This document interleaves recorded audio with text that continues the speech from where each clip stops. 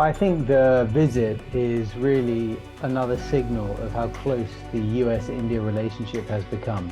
And this is something that's been building for some time, but I think it's probably the biggest kind of regional geopolitical shift that we've seen over the past few years. And it does speak to a US desire to try to respond to China, but it also speaks to a kind of wider US narrative of trying to see India as an important democracy in Asia that it wants to support,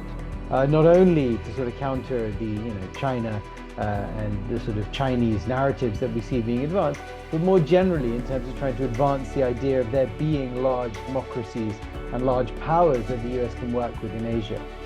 So I think it's really that it's an important context, and this meeting is very significant. I mean, some of the defense agreements that we see being advanced and signed are really important because they really do shift, and they reflect the fact that Washington is willing to overlook the fact that India still has Russia as its largest military supplier, that India is increasing its oil and energy purchases from Russia at a moment when the US is locked in a conflict with Russia. So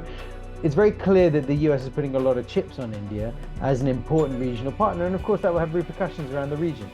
depending on different powers' relationships with India. And I think Pakistan's clearly one of the primary countries that will wonder about this, because certainly the US's interest in Pakistan has dropped precipitously since the American withdrawal of Afghanistan, and it's been a narrative from Islamabad to try to rebuild that relationship and a desire to try to balance it out. And I'm sure people in Islamabad will interpret this greater continuing shift towards India as a signal that Washington is not coming back into their corner.